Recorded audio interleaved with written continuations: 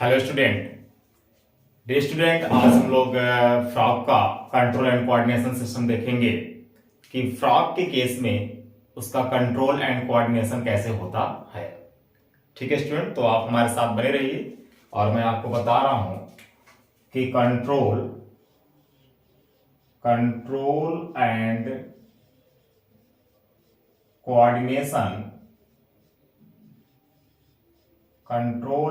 Coordination of frog. ठीक है student, यानी कि फ्रॉग के केस में कंट्रोल एंड कोऑर्डिनेशन आपको पढ़ाया जाएगा। तो कंट्रोल एंड कोऑर्डिनेशन का मतलब स्टूडेंट क्या है, देखिए कि यहां पर जो होता है कि हम नर्वस सिस्टम से रिलेटेड बात करते हैं कंट्रोल एंड कोऑर्डिनेशन में, कि किस तरीके से जो होता है कि फ्रॉग किसी चीज को सेंस करता है और उसके ब्रेन के जो होता है नर्वस सिस्टम कैसे वर्क करते हैं, यहां पे हम ये देखेंगे। तो फ्रॉग के केस में कंट्रोल एंड कोऑर्डिनेशन जो होता है स्टूडेंट, दो तरह का कोऑर्डिनेशन बताए जाते हैं फ्रॉग में। एक होता है स्टूडेंट हार्मोनल कंट्रोल रेगुलेशन होता है और एक होता है न्यूरल जो होता है। तो जो नर्वस की बात करेंगे, नर्वस कोऑर्डिनेशन, और एक होता है जिसको हम कहते हैं हार्मोनल कोऑर्डिनेशन। ठीक है, दो तरह का जो होता है कि आपको कोऑर्डिनेशंस बताए जाते हैं फ्रॉग के केस में। एक आपका जो होता है कि नर्वस कोऑर्डिनेशन होता है और एक आपका हार्मोनल होता है। यहां पे हम लोग स्टूडेंट्स होता है दोनों डिस्कस करेंगे बेसिक चीज जो फ्रॉग के केस में आपका दिया हुआ है। नर्वस का कोऑर्डिनेशन का मतलब है स्टूडेंट कि इसमें जो कंट्रोल किया जाता है, कंट्रोल्ड बाय नर्वस सिस्टम जो होता है स्टूडेंट, इस नर्वस सिस्टम से हम क्या करते हैं फ्रॉग में कंट्रोल एंड कोऑर्डिनेशन देख रहे हैं। तो नर्वस सिस्टम से अगर कंट्रोल किया जा रहा है तो उसको जो होता है कि नर्वस कोऑर्डिनेशन हम कहते हैं। अगर जो होता है स्टूडेंट हार्मोनल की बात कर रहे हैं, तो हार्मोनल्स में क्या होता है कि इसमें जो कंट्रोल किए जाते हैं, कंट्रोल्ड बाय हार्मोन्स। ठीक है स्टूडेंट, इसमें क्या होता है कि हार्मोन्स के द्वारा जो होता है कंट्रोल किए जाते हैं, इसलिए हम जो होता है इसको हार्मोनल कोऑर्डिनेशन कह रहे हैं। यहाँ पे नर्वस सिस्टम से जो होता है स्टूडेंट कंट्रोल किया जाता है, इसलिए इसको हम लोग जो होता है कि नर्वस कोऑर्डिनेशन कर रहे हैं। तो अब देखिए क्या स्टूडेंट कि पहले मैं आपको हार्मोनल कोऑर्डिनेशन के बारे में बताता हूं। तो कुछ एंडोकाइनाइन ग्लैंड्स पाए जाते हैं, एंडोकाइनाइन ग्लैंड्स पाए जाते हैं जो कि ह्यूमन बॉडी में भी पाए जाते हैं, फ्रॉग में भी पाए जा रहे हैं। तो ये एंडोकाइनाइन ग्लैंड्स क्या करते हैं, इस हार्मोन्स को रिलीज करके और इसको जो होता है कंट्रोल कर रहे हैं।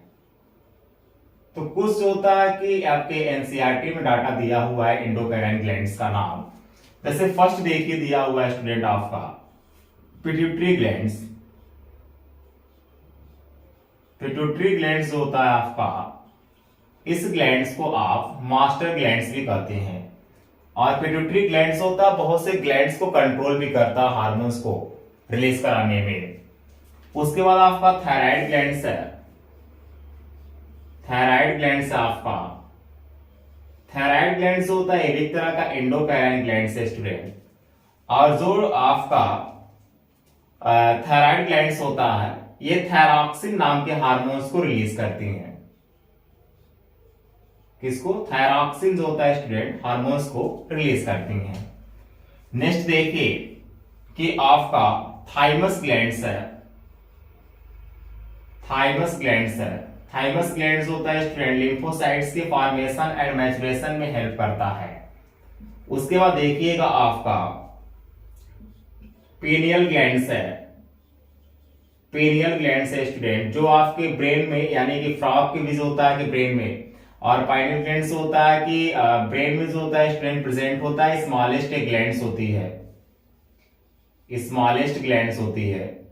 और ये स्मॉलेस्ट ग्लैंड्स जो आप देख रहे हैं, ये जो होता है कि हार्मोन रिलीज करती है, जिसको जो होता है स्टूडेंट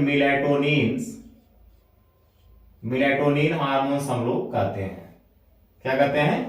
मिलेटोनिन हार्मोन्स कहते हैं। और ये मिलेटोनिन हार्मोन्स क्या करता है कि ये बेसिकली इमोशंस को होता है स्टूडेंट रिलीज कर रहा है। जब क्या होते हैं, बोथ पार्टनर्स होता है एक साथ होते हैं, उस टाइम जो होता है पाइनियल ग्लैंड से मिलेटोनिन रिलीज होता है। इसीलिए होता है कि मिलेटोनिन हार्मोन्स को हम लोग लव हार्मोन्स भी कहते हैं।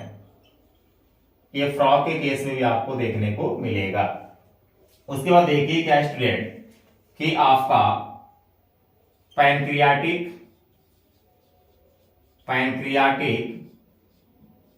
आइसलेट्स, जो पैनक्रियाटिक आइसलेट्स आप लंगरहंस आप पैनक्रियाज में देखते हैं, जो कि इंसुलिन को रिलीज कराता है स्टूडेंट, यानी कि इंसुलिन में रिलीज करने में इंसुलिन एक तरह का क्या आपका हार्मोन्स है, उसमें हेल्प करता है।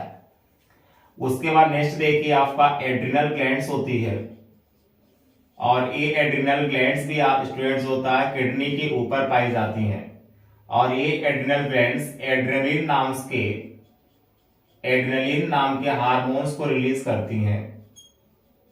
और ये जो एड्रेनलिन नाम का हार्मोन्स होता है स्टूडेंट, ये बीपी को मेंटेन करता है हम लोगों में, ठीक है, ब्लड प्रेशर को क्या करता है, मेंटेन करता है।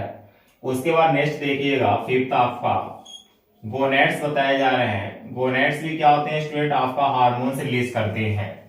तो हार्मोनल कोऑर्डिनेशंस में आपको बताए जा रहे हैं कि हार्मोन्स के द्वारा हम कंट्रोल करते हैं, फ्रॉग के केस में बताए जा रहे हैं, जिसमें आपके कुछ एंडोक्राइन ग्लैंड्स होते हैं स्टूडेंट। जैसे एंडोक्राइन ग्लैंड्स में आपका फर्स्ट जो पिट्यूटरी ग्लैंड्स है, सेकंड आपका थायराइड ग्लैंड्स होता है जो कि थायरॉक्सिन हार्मोन्स को रिलीज करती है। पिट्यूटरी ग्लैंड्स को आप मास्टर ग्लैंड्स भी कहते हैं। थाइमस ग्लैंड्स होता है स्टूडेंट जो कि लिम्फोसाइट से फॉर्मेशन में मैच्योरेशन में हेल्प करते हैं। पेनियल ग्लैंड्स होता है स्टूडेंट जो कि मेलाटोनिन नाम के हार्मोन्स को रिलीज करता है, और उस हार्मोन्स को लव हार्मोन्स कहते हैं। ये इसका लोकेशंस की अगर बात करते हैं तो आपके ब्रेन में प्रेजेंट होती है, और एक तरह का स्मॉलेस्ट ग्लैंड भी होती है। नेक्स्ट आपका आइसलेट पैनक्रियाटिक आइसलेट्स है स्टूडेंट जो कि इंसुलिन के फॉर्मेशन में यानी कि सिंथेसिस में हेल्प करती हैं। एड्रिनल ग्लैंड्स जो होता है स्टूडेंट आपके किडनी के ऊपर, सब फ्रॉग के भी होता है किडनी के ऊपर पाए जाते हैं, जो कि एड्रेनलिन नाम के हार्मोन्स को रिलीज करते हैं, जो कि एक बीपी को मेंटेन किया जाता है इस हार्मोन से। गोनेड्स भी क्या करते हैं स्टूडेंट्स, होता है कि हार्मोन्स को रिलीज करते हैं। उसके बाद एक आपका है कि पैराथायराइड्स हार्मोन्स भी है। जैसे यहाँ पे आप थायराइड्स पढ़ते हैं, उसी तरह से होता है स्टूडेंट आपका पैराथायराइड्स ग्लैंड्स है एक आपका पैराथायराइड्स ग्लैंड्स। नेक्स्ट यहां मैं लिख दे रहा हूं पैराथायराइड्स जो ग्लैंड्स होता है स्टूडेंट, ये बेसिकली आपका कैल्सिटोनिन नाम के हार्मोन्स को रिलीज करता है, जो ब्लड में क्या होता है स्टूडेंट, कैल्शियम को लेवल को जो होता है हम लोग क्या करते हैं, मेंटेन करते हैं। ठीक, तो ये आपका पैराथायराइड्स ग्लैंड्स होता है कि आपके ब्लड में कैल्शियम के लेवल को जो होता है मेंटेन करता है। तो ये स्टूडेंट जितने आपको बताए जा रहे हैं ये आपका एज ए एंडोक्राइन ग्लैंड्स होते हैं, जो आपके एनसीईआरटी के डाटा में दिया हुआ है। और ये एंडोक्राइन ग्लैंड्स होता है कि आपके फ्रॉग के केस में पाए जा रहे हैं, जो कि कहीं कहीं हार्मोन्स रिलीज कर रहे हैं, और इस हार्मोन से क्या करते हैं हम लोग होता है कोऑर्डिनेशंस को कंट्रोल कर रहे हैं। उसके बाद नेक्स्ट स्टूडेंट आ जाइएगा कि कंट्रोल बाय नर्वस सिस्टम की बात कर रहा है। तो कंट्रोल बाय नर्वस सिस्टम में आपको मैं यहाँ पे बता दूं कि नर्वस सिस्टम में देखिए क्या हम सीएनएस की बात करते हैं। सीएनएस को आप जो होता है सेंट्रल नर्वस सिस्टम कहते हैं स्टूडेंट। क्या कहते हैं, सेंट्रल नर्वस सिस्टम कहते हैं, इसका फुल फॉर्म अगर देखा जाए। और जो सीएनएस होता है ये किसको आप मिलाकर कहते हैं, देखिए स्पाइनल कॉर्ड आपका हो गया, स्पाइनल कॉर्ड हो गया स्टूडेंट। स्पाइनल कॉर्ड प्लस जो होता है कि ब्रेन को मिला करके आप जो होता है कि सीएनएस कहते हैं। क्या कहते हैं, सीएनएस कहते हैं, ये पॉइंट आप याद रखिएगा।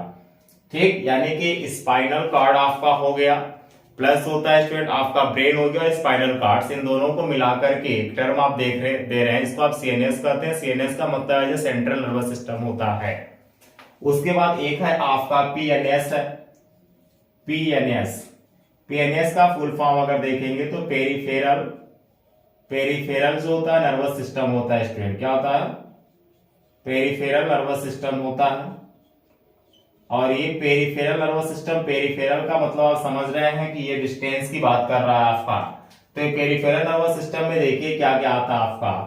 इसमें आप जो होता है क्रेनियल नर्व की बात करते हैं, क्रेनियल नर्व की बात करते हैं, क्रेनियल नर्व की बात करते हैं, प्लस होता है कि आप स्पाइनल नर्व की बात करते हैं, स्पाइनल नर्व की बात करते हैं। तो cranial nerve plus spinal nerve को मिलाकर के आप पीएनएस कहते हैं। जैसे देखिए स्टूडेंट, यहाँ पे मैं बता दूं, इसको आप स्क्रीनशॉट ले लीजिएगा, मैं यहाँ पे इरेज कर रहा हूं क्योंकि हमारे पास स्पेस थोड़ा कम है। जैसे देखिए कि क्रेनियल नर्व की बात कर रहे हैं, किसकी बात कर रहे हैं? क्रेनियल नर्व की बात कर रहे हैं हम लोग। तो क्रेनियल नर्व में आपको ये मान लीजिए आपका ब्रेन है और ये आपका क्या है? स्पाइनल कॉर्ड है। तो स्पाइनल कॉर्ड से भी तो क्या होता है स्टूडेंट कि आपके नर्व निकलते हैं, स्पाइनल कॉर्ड से भी क्या होते हैं? आपके नर्व निकले रहते हैं, ठीक। और आपका जो क्रेनियल यानी कि जो ब्रेन देख रहे हैं, यहां से भी क्या होता है स्टूडेंट? बहुत से नर्व निकले रहते हैं, नर्व सेल्स रहते हैं। तो हम क्या है कि इसको जो होता है क्रेनियल नर्व कहते हैं। क्या है आपका? क्रेनियल नर्व है। और ये आप जो देख रहे हैं ये आपका स्पाइनल नर्व है। क्या आपका? स्पाइनल नर्व है। तो क्रेनियल नर्व प्लस होता है स्पाइनल नर्व, इन दोनों को मिलाकर के आप पीएनएस कहते हैं, यानी कि पेरिफेरल नर्वस सिस्टम कहते हैं स्टूडेंट, ठीक। उसके बाद एक है आपका एएनएस है। क्या है आपका? एएनएस है। तो एएनएस का मतलब यहां पे देखिए क्या है, जो एएनएस होता है ये आपका पैरासिम्पैथेटिक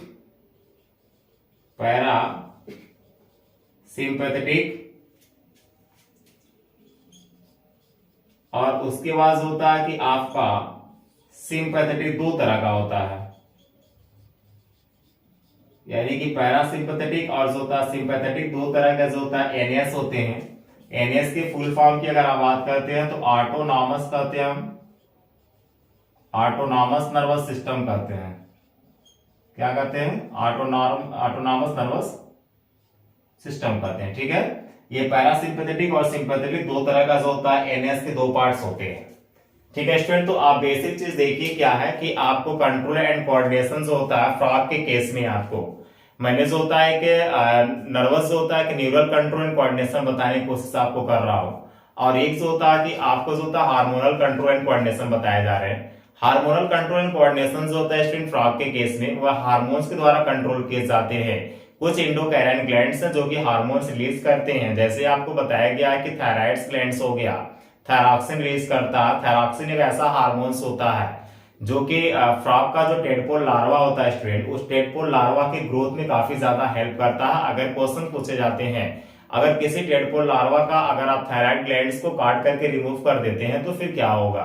अगर स्टूडेंट देखिए ध्यान से क्या है कि अगर किसी भी जो होता है टेडपोल लार्वा का थायराइड ग्लैंड्स काट कर आप रिमूव कर देंगे तो उनका जो होता है टेडपोल लार्वा से जो मेटामॉर्फोसिस प्रोसेस के द्वारा एडल्ट में चेंज होते हैं वह चेंजिंग नहीं होगा, यानी कि लार्वल स्टेज में वह रह जाएंगे। उसके बाद मैंने आपको बताया क्या कि आपका पैराथायराइड ग्लैंड है जो कि आपका कैल्सिटोनिन नाम के हार्मोन्स को रिलीज कर रहा है, जो कि आपके ब्लड में कैल्शियम के लेवल को मेंटेन कर रहा है। उसके बाद मैंने आपको क्या बताया, उसके बाद स्टेज होता है, मैंने आपको बताया कि पिट्यूटरी ग्लैंड्स है जिसको आप मास्टर ग्लैंड्स कहते हैं। थाइमस ग्लैंड्स बताया गया जो कि आपका लिम्फोसाइट्स के फॉर्मेशन एंड मैच्योरेशन में हेल्प करता है। उसके बाद मैंने आपको जो होता है पाइनियल ग्लैंड्स के बारे में बताया जिसको आप मेलेटोनिन नाम के हार्मोन्स रिलीज कर रहा है, जिसको आप लव हार्मोन्स कहते हैं। उसके बाद एड्रिनल ग्लैंड्स बताया गया, और एड्रिनल ग्लैंड्स क्या था? आपका एड्रेनलिन नाम के हार्मोन्स रिलीज कर रहा था जो कि आपके किडनी के ऊपर प्रेजेंट था। तो आपने देखा क्या कि वह एक तरह का आपका हार्मोनल कंट्रोल कोऑर्डिनेशन था। उसके बाद मैंने आपको जो होता है कि नर्वस कंट्रोल कोऑर्डिनेशन बता रहा हूं, जिसमें आपको बताया जा रहा है सीएनएस के बारे में। सीएनएस जो होता है as a central nervous system होता है जो कि स्पाइनल कॉर्ड प्लस होता है ब्रेन को मिलाकर के आप सीएनएस कहते हैं। उसके बाद आपको जो होता है पीएनएस बताया जा रहा है जिसको आप पेरिफेरल नर्वस सिस्टम कहते हैं, जो कि आपका क्रेनियल नर्व प्लस होता है कि स्पाइनल नर्व, ठीक है। क्रेनियल नर्व और स्पाइनल नर्व दोनों को मिलाकर के आपका कहते हैं पीएनएस कहते हैं, ठीक है। क्रेनियल नर्व जैसे आपको यहाँ पे मैंने बताया, ठीक, और स्पाइनल नर्व होता है आपके स्पाइनल कॉर्ड से निकल रहे हैं। उसके बाद स्टूडेंट होता है मैंने आपको एएनएस के बारे में बताया। एनएस क्या है आपका, ऐसे ऑटोनॉमस नर्वस सिस्टम होता है जो कि पैरासिम्पैथेटिक होता है और सिंपैथेटिक, दो तरह का, यानी कि एनएस के दो टाइप्स आपके बताए जाते हैं। उसके बाद देखिए क्या है कि जो इनका ब्रेन होता है, अब यहाँ पे आइएगा थोड़ा डिटेल में आपको बताता हूँ। ये तो बेसिक चीज जितनी मैंने आपका था वो बता दिया। ये बेसिक स्टूडेंट आपके लिए काफी ज्यादा ये इंपॉर्टेंट पॉइंट है, ठीक है। आपको हर एक पॉइंट होता है फ्रॉग से रिलेटेड बताए जा रहे हैं। टोटल एनसीईआरटी में लेकर चलना स्टेट, एनसीईआरटी का लाइन टू लाइन होता है, मैं आपको बता रहा हूँ जितना एनसीईआरटी में डाटा आपको दिया है, क्योंकि एनसीईआरटी बहुत ही ज्यादा इंपॉर्टेंस होता है आपके किसी भी एग्जाम्स के लिए। एज ए आप अगर नीट का एग्जाम देना चाहते हैं तो उससे जो होता है कि एनसीईआरटी से मैक्सिमम क्वेश्चंस होता है स्टूडेंट आप अटेम्प्ट करते हैं और मैक्सिमम क्वेश्चंस भी आपसे पूछे जाते हैं। जैसे देखिए क्या है कि कह रहा कि ब्रेन होता है, ठीक है। तो फ्रॉग का जो ब्रेन होगा स्टूडेंट, जैसे हम लोगों के पास ब्रेन है तो इनके पास भी ब्रेन है। ब्रेन जो होता है इनका इज डिवाइडेड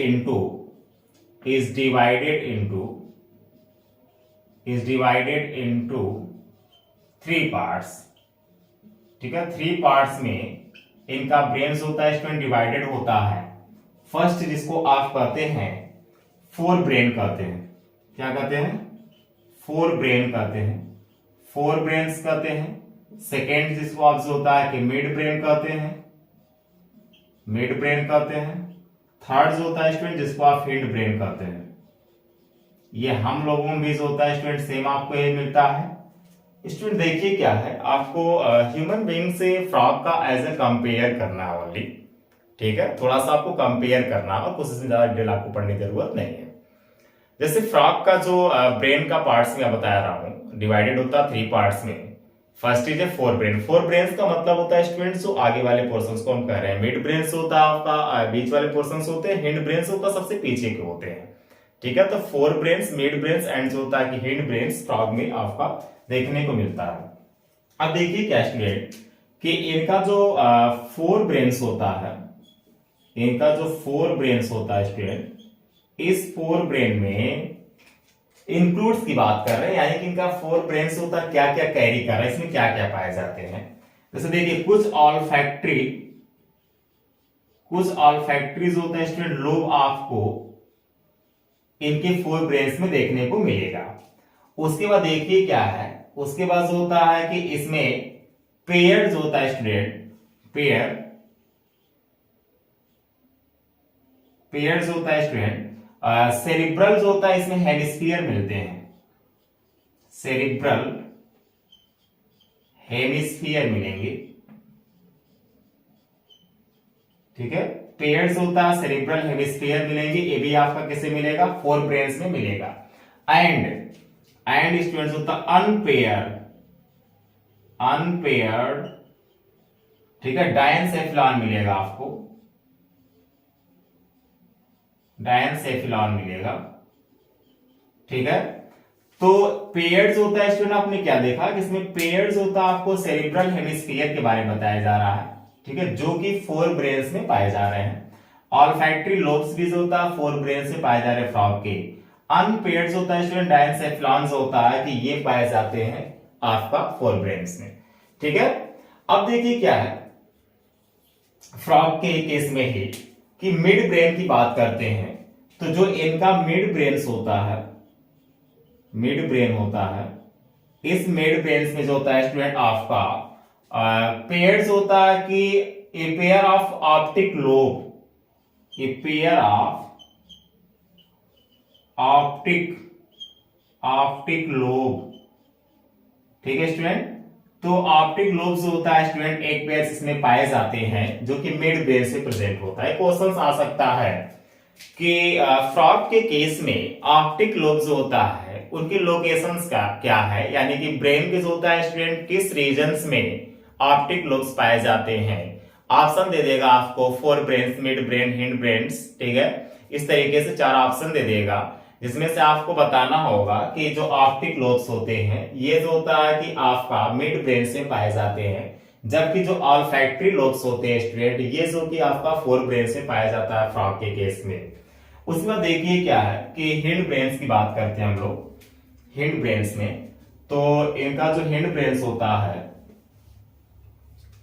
इनका स्टूडेंट देखिए क्या है कि जो हिंड ब्रेन्स होगा थर्ड, यानी फर्स्ट हो गया, सेकंड हो गया, थर्ड है आपका हिंड ब्रेन। जो हिंड ब्रेन्स है, इस हिंड ब्रेन्स में क्या क्या पाए जा रहे हैं?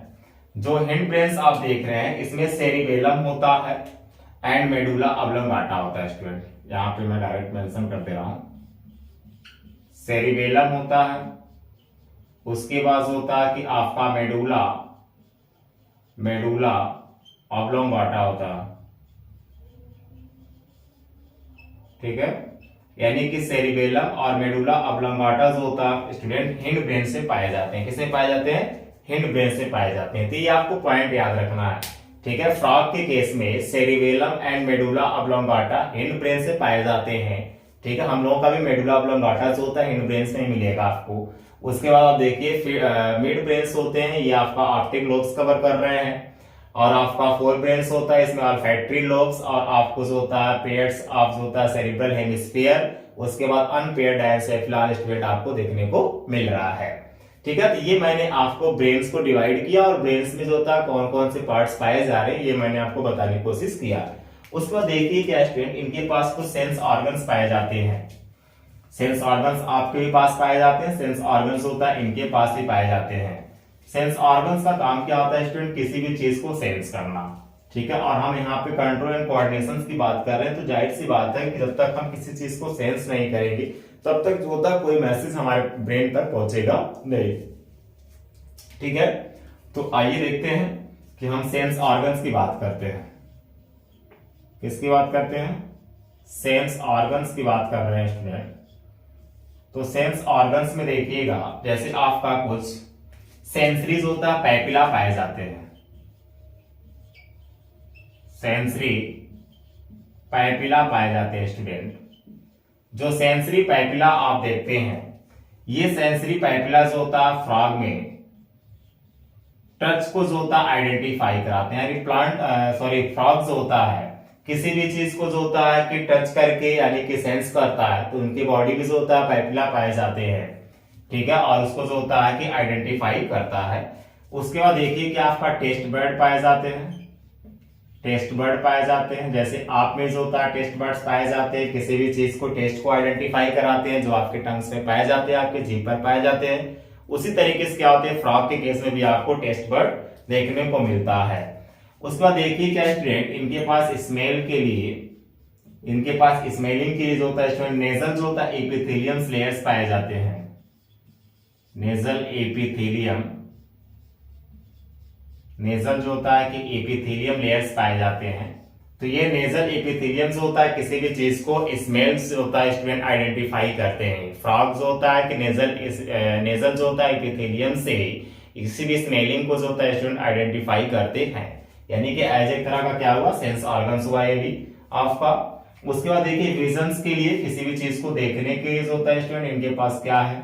विजन्स के लिए इनके पास होता है स्टूडेंट आई है, ठीक है। और उसके बाद हियरिंग की बात करते हैं, किसी भी चीज को सुनने के लिए स्टूडेंट हम बात करते हैं, ठीक है। हियरिंग के लिए बात कर रहे हैं, तो ये किसी भी चीज को सुन करके आइडेंटिफाई करते हैं।